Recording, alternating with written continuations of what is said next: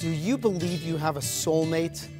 And more to the point, how would you recognize him or her if you bumped into him? My name is Rabbi Wyne, and welcome to Life is Great, where every Sunday morning we examine a new universal value that is derived from Judaism to see how you can get the most out of your life.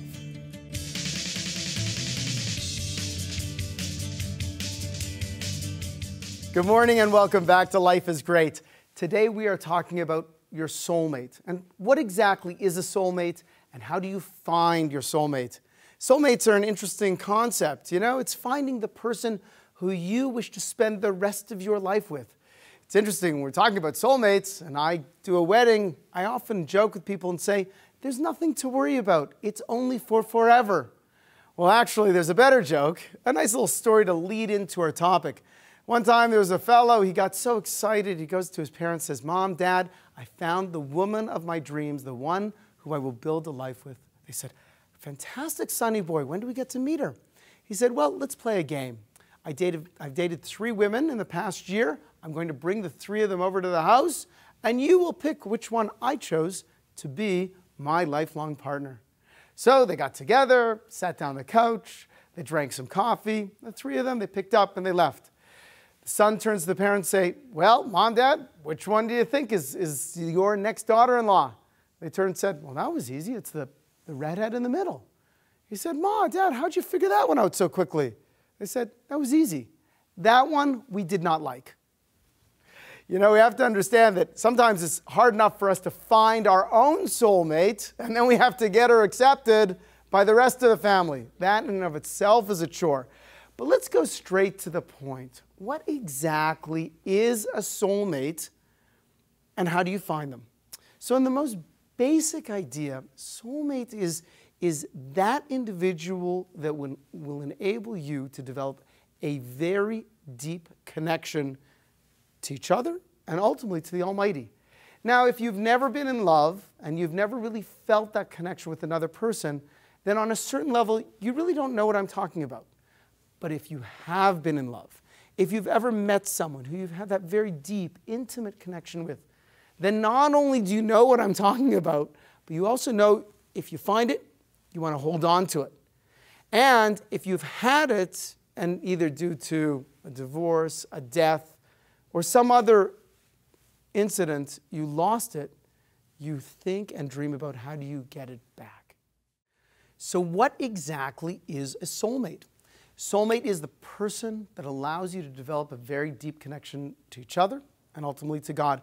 Now you'll remember that there are 2 terms in Hebrew that refer to a soulmate.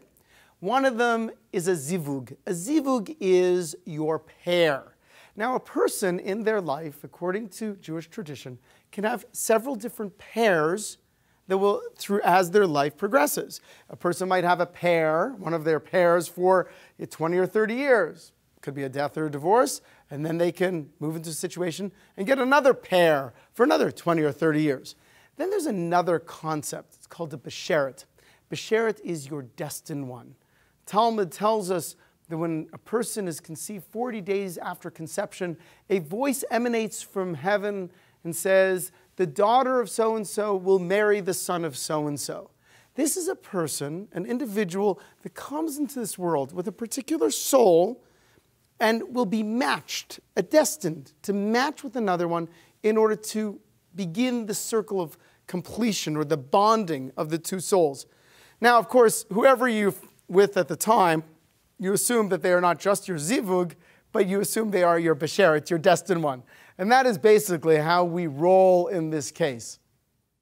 So nonetheless, we have to figure out who are these people? Who is a person's zivug? Who is your pair? Who is your destined one? And how do you find them?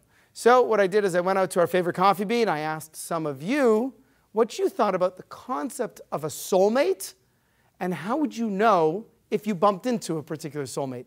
Let's see what you had to say. What do you believe in? I don't believe in eternal soulmates, but I believe you can meet your soulmate, as in a higher relationship than having like a best friend. Right. It's like the word love is so commonly thrown around. Oh, hey, I have like 20 best friends. It's more of a stronger relationship. Well, someone once told me that soulmates are actually one soul that was torn apart and put into two separate people. So it's not really soulmates, it's one soul trying to find its other half. I believe that there are people that have a propensity towards each other, but they have to meet each other and get to know each other, rather than just be unaware of each other and think they have a soulmate out there. Okay. Welcome back. You know, the idea of a soulmate, whether we're talking about a zivug or a besheret, is fundamental in understanding the concept that we were discussing last week, which is that God created man in his image. All right, when we are talking about God creating man in his image, what exactly are we referring to? Last week we spoke about a few different ideas, but I want to share with you one more concept, a new concept perhaps. When you look at the creation of man, you will find that it says in the Torah, so God created man in his image. In the image of God, he created him, male and female, he created them. In this union, you understand that the creation of man, of the original Adam, was not just Adam and then Eve. It was Adam was a composite between Adam and Eve. In other words, the first man was androgynous. It was completion. In other words, only by pulling in someone to be your soulmate can you actually be in the image of God. An individual who lives by themselves, alone, cannot fully live in the image of God. Now, I want to go on record right off the bat. A person who is by themselves, single for their whole life, can live a very happy, meaningful, productive life. But there will be an element that they will not be living in the image of God. There will be an element of that. Because to live in the image of God, a person has to have both male as an individual and female as an individual, and then somehow create space for each other to bond together. It's not exactly like a soulmate is two halves of a whole. It's more like it's 1 plus 1 equals somehow 1. That's what it is. And when we're talking about the first one, without really knowing it, there's something deficient. And the second one, without knowing it exactly, there's something deficient. And together, there is a unity. And by the way, that's exactly how God works. We look at God as one. And when we say in our prayers, "Hear, O Israel, the Lord is our God, the Lord is one," we do not mean only that there's one God and not two gods. We mean that God is one in the fact that he is unique, in the fact, in a oneness that we can't really understand, because the Almighty he is infinite, he is metaphysical, he is the creator. He is one, yet somehow he made room for us. I know that I am not God. I also know that everywhere I look, I see the Almighty. The Almighty's over here, the Almighty's over here, the Almighty's over here. In a certain sense, everything I see is God. I also know that you are not God, and I'm not God. So where's the space for us if God is one and all-encompassing? I'll let you think about that for a little while, and I'll get back to you on that one. However, we have to recognize that when we're talking about a soulmate, in the same form that this is what it means to be the image of the Almighty. God created male and female, he created them. That's the essence of living in the image of God. So therefore, if I want to be in the image of God, I need to combine with that soulmate. Now, it is interesting that right after when God creates man, he says, it is not good for man to be alone. And that is because we have to know that the essence of man is that we are inherently lonely. There is a sense of disconnect that exists with us. And what we can do is by finding that special person, by finding a soulmate, whether it's the zivug or the besheret, then we can assuage that loneliness. And we can have a sense of connection with another person. So when we go to the story in the Bible, and you say, what happened with Adam? Adam at the beginning, after he's created and told that man should not be alone, he has to go and name all of the animals. After he names the animals, then we are introduced to Eve. So what is the naming of the animals have to do with Adam finding his soulmate. So the rabbis of the Talmud say a beautiful concept. They say that when Adam was naming the animals, a name is the essence of a being, or what a being is. If my name is Yitzchak, that's because Yitzchak is related to the concept of laughter, and I have the ability to make people happy. Another person might have a Hebrew name of Hanan, and that would be because that's connected with the idea of grace, of being kind. Or another person might have the name like the angel Gabriel, which is connected with the idea of a strength of God. Well, what happened was Adam was meeting all the animals, kind of on a date, so to speak, and looking at them and identifying who they are and then naming them. And after going through all the animals, he realized that he could not find his soulmate. You know, just to put it in perspective, you know, there's Adam waiting in Hotel Paradise and the lobby there, and he's anxiously awaiting to meet his date, and in she walks, and she's an elephant. God, she's an elephant. It's not going to do. So the question is, what was so wrong with Adam finding any of the animals that he could actually become one with? You know, couldn't he find a really good-looking giraffe, you know, nice and tall, handsome, or maybe a cute little cuddly kitty cat, furry, and you can pet? Well, the problem with this is that Adam was created, as we find in the Torah, to rule over the animals. He had to dominate the animals. And a soulmate cannot be something you're dominating. It has to be something you are working with. And therefore, Adam could never become one with an animal. Rather, Adam is put into a deep sleep, and then pulled from his side, his rib, is Eve. And Eve is considered in the Torah, in the Hebrew it says, she's an Ezer Kenegdo, a helpmate against him. And our tradition tells us that if man merits, then she will be a help to him. And if he does not merit, then she will be against him. And sure enough, those of you who are married all understand there are some times when you look at your spouse and you say, what a great help this spouse is. And sometimes you look at the spouse and say, oh boy, you know, why is this person so against me? And you know what it has to do with? It has to do with you, more so than anything else. If you merit, then she will help. And if you don't merit, she will be against. And that process of discovery, not in a way that we dominate, but in a way that together, in a sense of equality, we bind together that connection, then that's how you develop a soulmate. I once had a Talmud, a student, who, you know, was kind of like, he was out dating, and he said, yeah, you know, I want to find the right person. So he goes out, and on the date, he says, so do you like to cook? And she says, no. Do you like to clean? She says, not really. Do you like to, you know, do household chores? Not really. Needless to say, the date did not go very well. When he came back and explained to me what exactly happened, I said, you're not looking for a wife, you're looking for a maid. You know, and by the way, how much do you pay? In other words, really, you know, what are you looking for? A helpmate? You're looking for someone to share, to build that connection with? And part of being an Ezer Kenegdo, part of being a soulmate, is understanding that it's not just I know what the person will be like physically, I'm working on a spiritual realm. I'm working on a soul realm. There's such a beautiful story told about a rabbi who lived a few hundred years ago in Europe. He was known as the Ashlich. And the Ashlich, when he was, as happened many times in Europe, he got married to his first wife when he was 13 years old. And he was a very holy person. He used to get up every morning at 3 in the morning. He used to study and, you know, learn the Torah, learn the Talmud. And then as the day would wear on, he would pray a little more, and then he would lead his followers. And yes, even at 13, he was known as a child prodigy.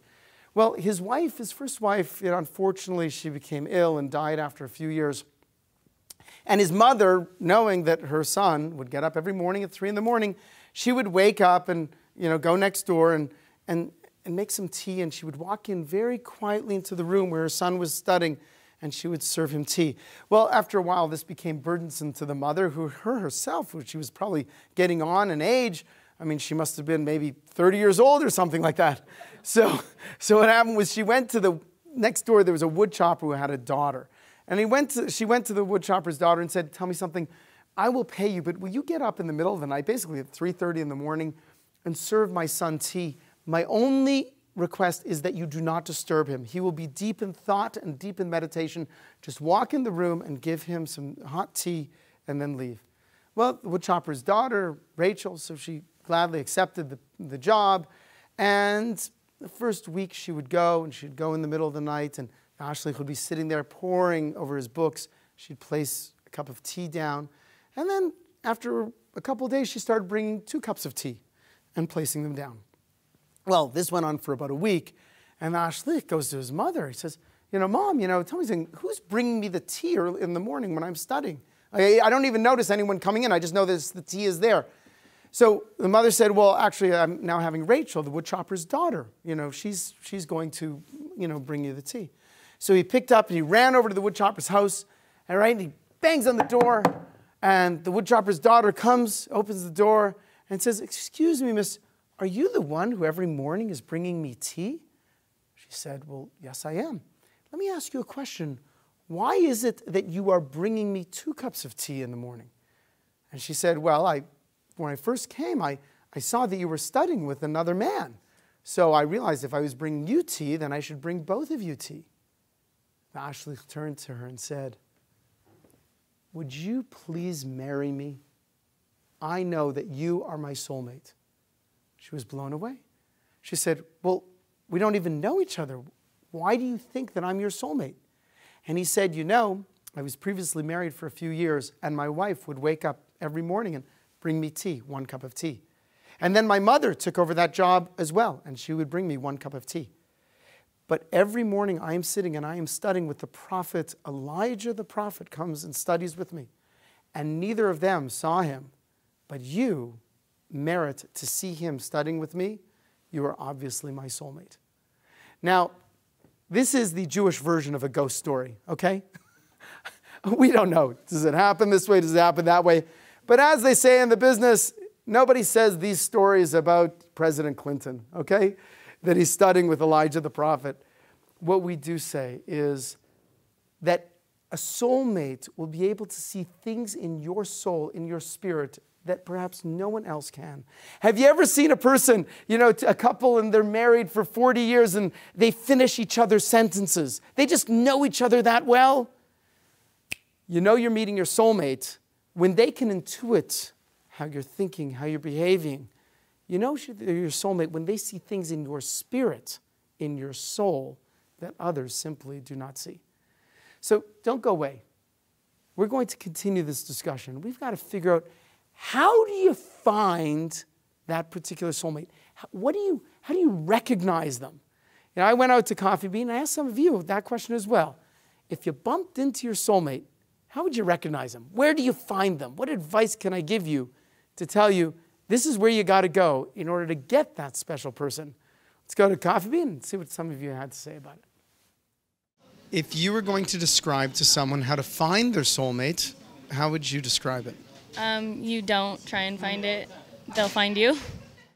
Basically, fear is the one thing preventing you from accomplishing everything, even finding your soulmate.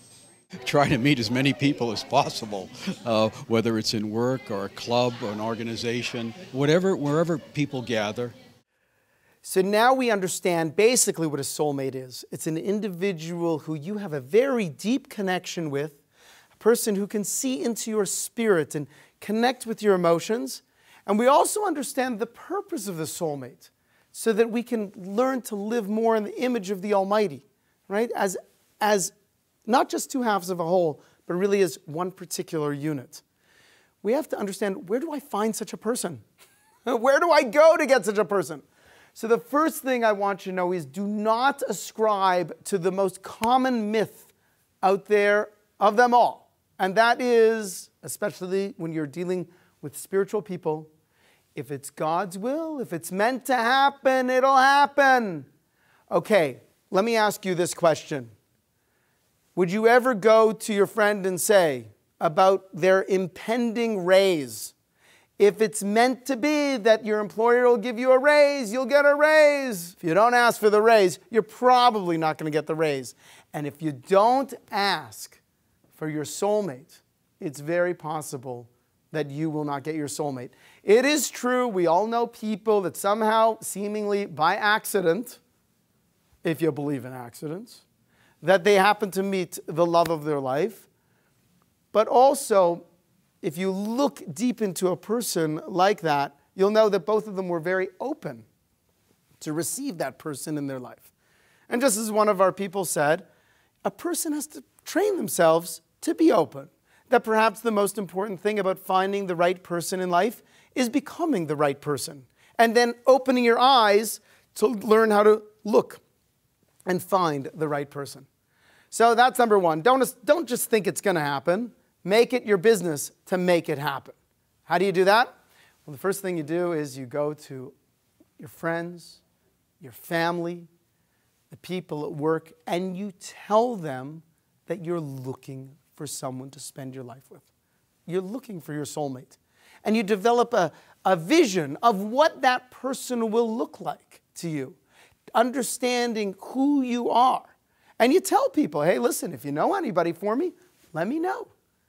Let people know that you're open to being set up to go out on a date with somebody and to meet new people. And by golly, I'm telling you, if someone takes the initiative and says, hey, I got a great girl for you to meet, and they give you her number, you call right away. You don't put it on the back burner. You don't say, listen, while I'm having a discussion, it's really important to me, but now that I'm finished the discussion, something else is important to me. Don't do that.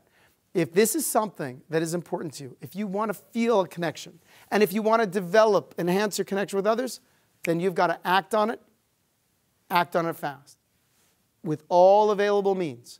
So that is certainly telling the people in your life, your friends, your family, the people at work about it. It also means investing yourself in a community. See, human beings are not meant to live by themselves. And chances are your soulmate will also be a person that will be around people who you want to be like. So therefore, find a community filled with people that you want to be more like them, and invest yourself in that community. Become part of a community. Learn to grow, learn to be involved in people's good times and people's bad times. And then when you're part of a community, chances are more likely that you will meet your soulmate within that community. And the Almighty gave us a great gift, and it's called internet dating. And internet dating is something that is unique to our generation. And we should view it as a gift from the Almighty. And I encourage you to use the internet dating sites wisely, but to use them because they can be a great tool for meeting other people. And the last tip of advice in order to find your soulmate is use the power of prayer. Understand that nothing happens in life unless the Almighty wants it to happen. You telling your friends, making that phone call, and going to the community events, and yes, going online to whatever site is you find the best one for you, and of course, having a friend check out your profile before you post it. So all that's just your effort, but ultimately it happens because the Almighty says, right now, it's something you want to be connected to another person, you want to be connected with me, and then the Almighty makes it happen. All these things, all these are pathways in order for you to develop a greater connection with another person, more satisfaction in life, and a greater connection with the Almighty because you will be living in the image of God. Don't go away. My name is Rabbi Wyne. You're watching Life is Great. We will be back with the Rabbi's Inbox and a very special and important question in just a moment. All right, welcome back to the Rabbi's Inbox. This is your opportunity to send me any question you would like, and I promise I will respond to you as quickly as possible. My email is rabbi@therabbishow.com, and now I'd like to share with you the question that was the inspiration for this particular show. It says, Dear Rabbi, what are the specific things that I should be looking for in order to find my soulmate? So I said, listen, as I asked the same question you asked. And my rabbi told me, look for the mother of your children. Interesting response, but I was 23 years old at the time.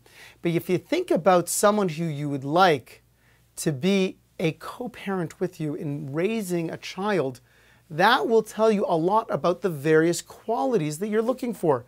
And we will do an entire episode to examine what these qualities are.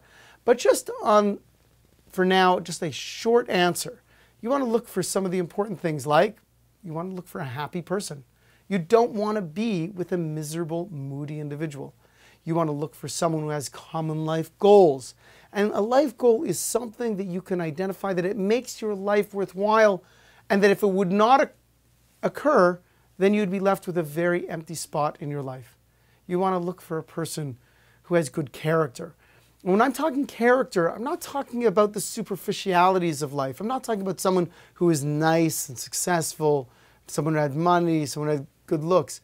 I'm looking for things like a person who is kind. A kind person is someone who wants to bring pleasure to others. I'm looking for someone who's loyal. Loyalty means that if I'm in this relationship, it's not a lease, it's a buy. You know, I'm not just going to bail as soon as things get difficult, or as soon as someone I respect comes against the person that I've chosen to be with. I'm looking for someone who has integrity, someone who says what they mean and means what they say, who won't just say something nasty or difficult just because they're in the mood for it, but someone I can trust. These are the aspects of character that are true. And also I want to look for someone who I can communicate with, someone who I can share the right words with and they understand what I'm talking about. You know, sometimes you're dealing with people who are intelligent, but you're just on different wavelengths. And as we've discussed before, a soulmate knows not just what you need physically, but a soulmate can anticipate what your spirit needs in order to become a more happy, fulfilled individual. I want to thank you so much for joining me today on Life is Great. And I want to wish you a blessing that every day should be a great day. And we'll see you next week again on Life is Great. Want more wine?